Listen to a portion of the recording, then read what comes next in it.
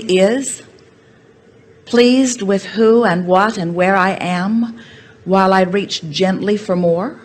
In that making peace with where I am, I can then be a vibrational match to all that I've been asking for. That when I am in the mode of writing a script of something that I wish to achieve, that's not what is making it happen, for it has already happened.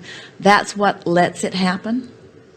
That anything I do that makes me feel happy, or makes me feel relief, or makes me feel enthusiasm, or makes me feel love, any thought that I choose about the past or about the present, or as I anticipate the future, all good feeling thoughts are just practicing the art of allowing, closing the gap between where I am in terms of manifestation and where I am in terms of vibration.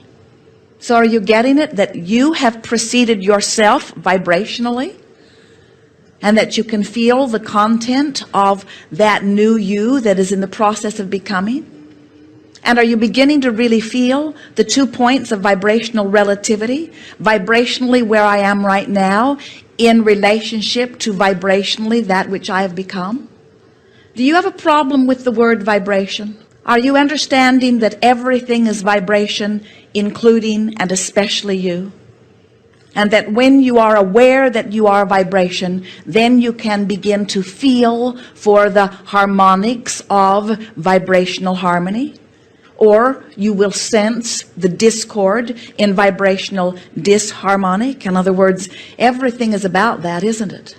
Do you understand that your emotions are based on vibration?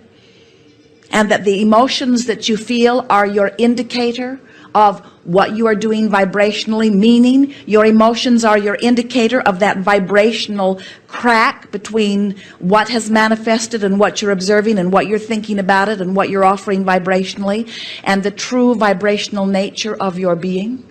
Are you looking forward to closing the gap between where you are and that which you have become? It was a trick question, because while we want you to close that vibrational gap, we want you to be happy about the next one that is opening, for that is your eternal nature.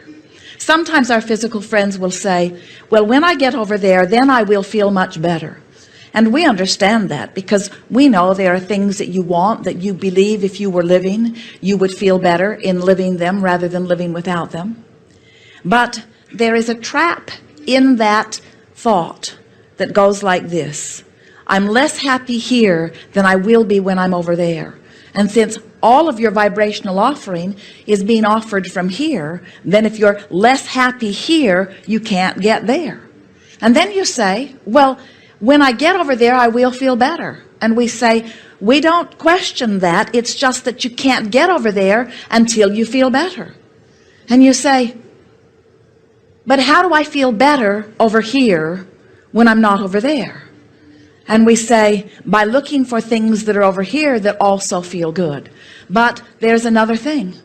By caring so much about how you feel that you're willing to work it away, work it around in every which way that you can until you feel the vibrational alignment taking place within you. We have been accused, and it was an accurate accusation, of not really caring so much whether your manifestation comes or not. We have been accused of wanting to teach you how to visualize so profoundly that you're so happy in your vision that whether the manifestation happens now or tomorrow or much, much later, it doesn't really matter, because you're happy in your now. And we say that is really a valid argument. We have been accused accurately, because we know that there is nothing that you want that is for any other reason than you think you will be better when you get it. You think that you will feel better in the having of that. You would think you will feel better in having more money, or in having that lover, or in having that more satisfying employment, or in having that happier feeling body. We know that it feels to you that those things need to manifest before you will feel happier. But what we're wanting to remind you is that there is this response to what's happening, which is a post-manifestational response to the action world that is around you. But that is only a fraction of your creative license. If you are among the billions of humans who are waiting until something happens, and then you are offering your vibrational response in response to what's happened, then you do not have creative control of your own experience. But if you are someone who has figured out that you are vibration, first and foremost, and if you are someone who has figured out that you can, by choosing thoughts, adjust the vibrational content of your being, and thereby mold the energy of your being into vibrational alignment with that which you have become, now you are a deliberate creator. And so we're encouraging you to be a selective sifter as you pick from the past, or as you pick from the present, or as you pick from the future. But we're encouraging you to care about how you feel. In fact, we're encouraging you to only care about how you feel. In fact, we're encouraging you to, for the most part, forget about your action journey altogether and let it be a vibrational, emotional journey. Because if you will do that, if you will care more about how you feel about what's happening or about what's not happening than you do about whether it happens or not, now you've got it, you see. So someone says to you, how are you coming on that goal that you've been talking about? And you say, it's right on track. And they say, oh, has it begun to unfold in a way that you can see it? And you say, it's right on track. And they say, but has the money come in? Has the lover come in? Did you find the house you've been looking for? Did you lose that weight you've been wanting to lose? What's happened? And you say, it's right on track. And they say, no, I don't think you're understanding my question. What physical evidence do you have that is giving you the license to feel better?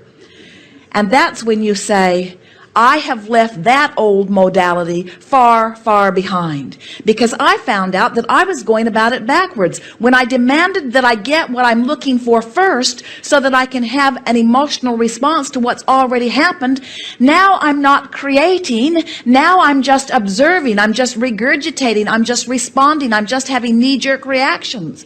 Now I'm a conditional lover. Now I've joined the ranks of the other millions who are trying to control the conditions so that I can have a better feeling in response to the conditions. I'm no longer creating conditions.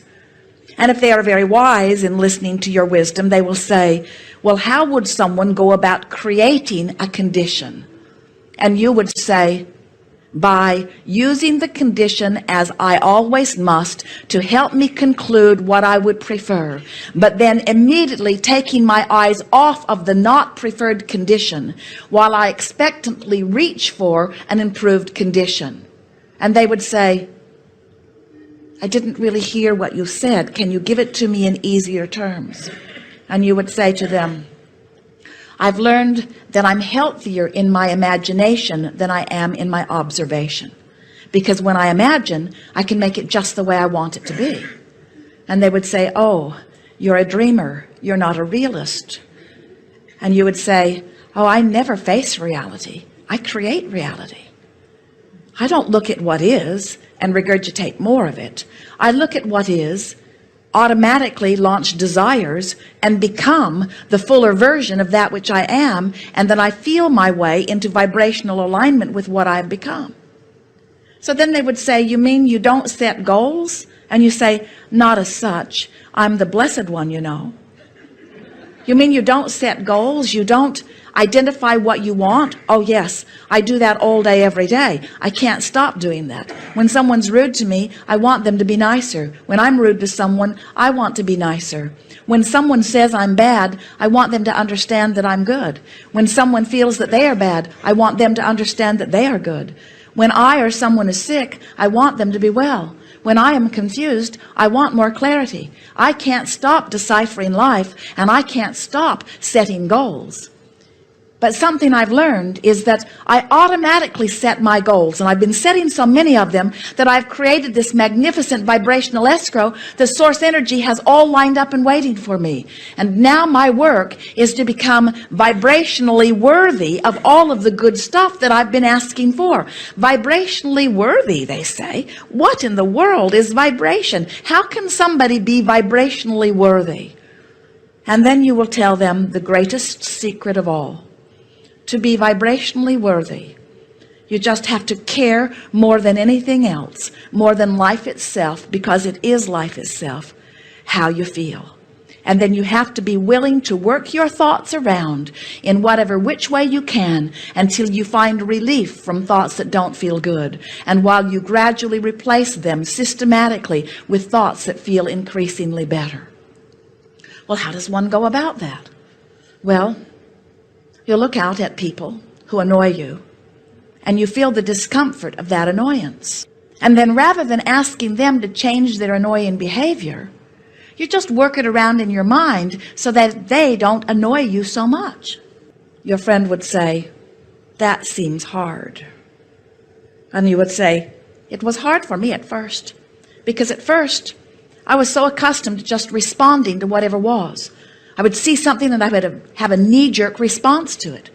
But later on, I began to understand that the knee-jerk response was just my initial reaction to their vibrational offering. And when I saw things that did not match who I am, I felt the discord of it. But then I became aware that I didn't need them to understand me or to understand my needs or wants or to agree with them in order for me to feel better.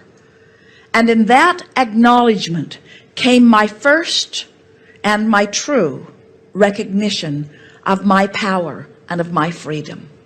When I discovered that I no longer needed one other person on the planet to be even a little bit different in order for me to feel the way I wanted to feel, I found instant freedom, and I found something else.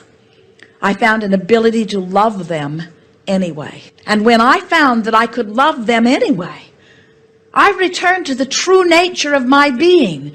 And without even knowing I was doing it, I closed the gap between me, and I began to be the source energy being in a physical body that I was born to be.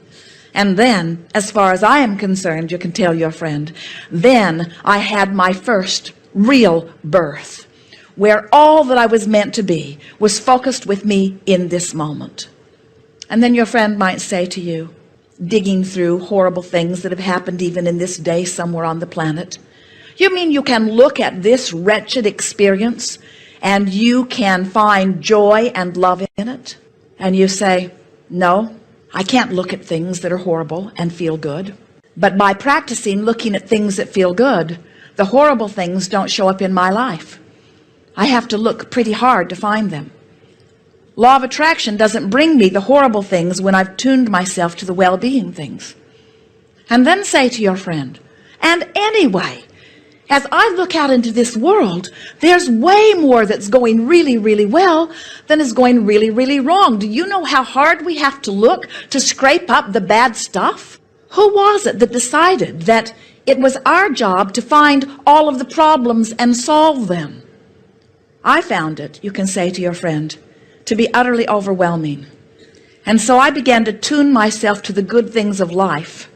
And more, I am so tuned to the good things of life that only the good things of life show themselves to me. And then your friend might say, don't you feel a little guilty living such good life when there are others who don't? And then you say to your friend, I found out that I could not get sick enough to help sick ones get well. And I could not get poor enough to help poor become prosperous. And I could not find